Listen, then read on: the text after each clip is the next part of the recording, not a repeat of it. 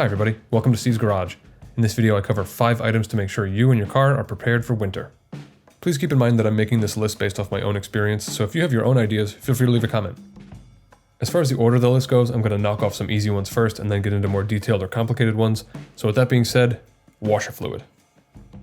I've had great experience with Rain-X, so it's what I use. This orange bottle is what I find most commonly available. It's a combination de-icer and bug remover, but if you want just the de-icer, the purple bottle works great also. Regardless of the type of washer fluid you choose, make sure it can handle below freezing temps. If it can't or you're unsure, there's additives you can buy to prevent it from freezing.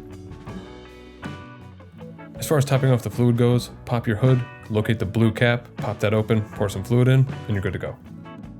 Having washer fluid to break down all the grime on the windshield is essential, which leads me to my next point of windshield wipers, because what good is washer fluid if the wipers are just causing everything to be a streaky mess? The most obvious sign of worn wipers is chattering or skipping across the windshield or leaving streaks when you use them. The next thing you can do is visually inspect the blade. You can check for any dry rot or cracking, or if the blade is completely separated from the body, arm, frame, whatever you want to call that other part of the wiper blade. If you do need new wipers, the easy button is going to a parts store, buying the blades, and they'll do the installation for free. If you'd prefer to do it yourself, it's a very simple task. Different cars have different attachment styles, but it's very easy to find the correct blades to fit your car, and a lot of blades come with adapter clips so you can fit any style blade with any style arm. The most difficult thing you might run into is having to put your wipers into service position, but that can typically be done via an in-car menu.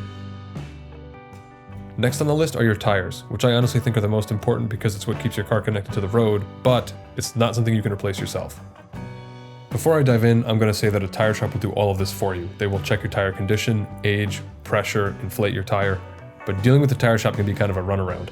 Even if you make an appointment, you'll still be there forever, so if you'd rather arm yourself with some knowledge and determine for yourself if you need tires, that's what this chapter's for. A quick visual inspection is a great place to start. Just check for any dry rotting, cracking, or if the tires are worn really low. If they look good visually but you're curious of the age, check for the date code.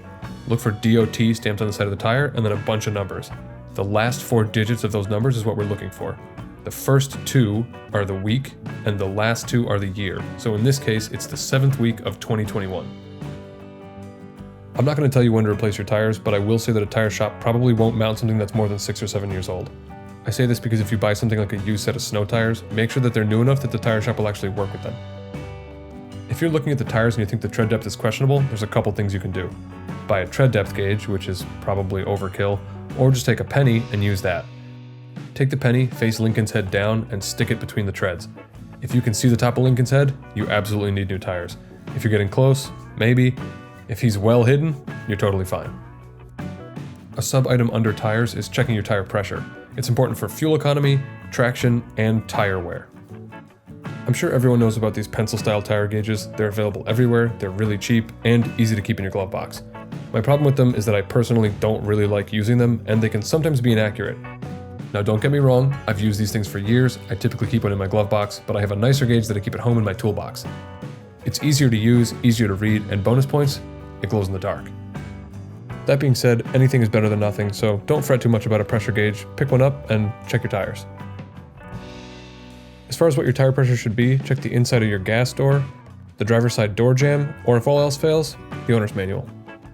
If your tire pressure is low, many gas stations have a compressor, but chances are it either costs money or is broken, so just go to a tire shop and they'll probably do it for free. If you're interested in doing it yourself but don't have the need or space to own a full compressor, you can pick up a portable compressor. I've had this thing for a couple years and it's been awesome. As far as brand goes, I'm pretty sure everyone makes one of these, so no matter what tool brand you've invested into, you should be able to find one. And talking about that portable compressor brings me to my next point of what you should carry in your car. If I'm being completely honest, every time I see one of these lists, it feels like a giant scare tactic. They list out 25 items that you need to have on you at all times or else you'll never make it through the winter. That's not what this list is going to be.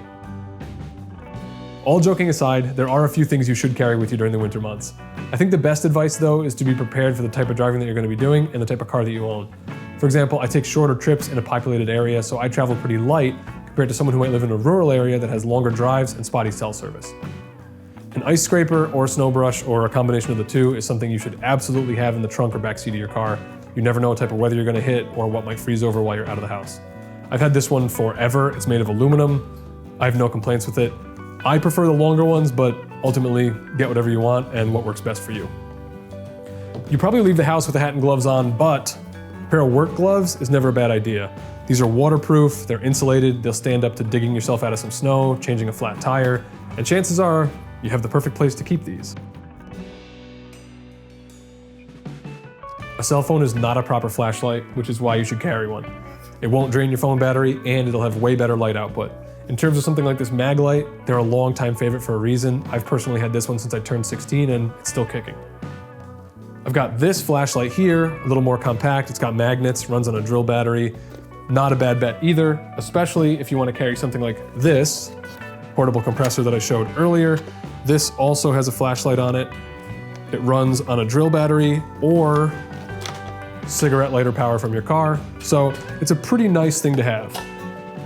That being said, if you're going to carry a compressor, you should probably carry Fix-A-Flat or a plug kit. And this is where you kind of go down the rabbit hole of just carrying a bunch of things with you in your car. I think that that's a good basic list of items, and from there it's about assessing your own personal needs. For example, on a longer road trip, I'll bring my impact gun because this is going to make quick work of a spare tire change. Windshield washer fluid is also never a bad idea because you get to use the brand that you like, and you're not overpaying for it at a rest stop. If your car takes a specific type of coolant or oil, Volvo and Volkswagen guys, carry a bottle. It may not be available where you're going. Feel free to leave a comment with what you carry in your kit, or if you have any questions about what you should include. Remember, when it comes to winter, better safe than sorry. Now I know there's one thing I didn't mention or show on top of that toolbox, and you're probably already writing a comment about it, but give me a chance to explain myself. Since I turned 16 and started driving, I've used jumper cables twice, once on my car and once on my wife's car. Each of those times the batteries were old and needed to be replaced, and each of those times no one would help us jump our car despite having jumper cables. We had to actually call each other to come help us out. You should absolutely carry a set of jumper cables with you, but also you should make sure your battery is ready for winter. And that is my fifth and final point. Testing your battery yourself will require a multimeter, so if you're interested in that, you can check out this other video I have here. If you want the easy button, again, like a lot of other things, just head to a parts store, they'll test it for free. Keep in mind that heat is what weakens a battery, and cold is what exposes that weakness. Batteries have a typical lifespan of about 5 years. Of course, there's exceptions to that rule, but if you're experiencing slow cranks, dimming lights, or have an older battery in general, it may just be time to replace it before you're caught out literally in the cold with a dead battery. As I mentioned earlier, winter prep looks different for everyone, so feel free to leave a comment with what you do to get you and your car ready for cold weather driving. If you found this video helpful, think about subscribing. Thanks so much for watching, and check out some of my other videos here.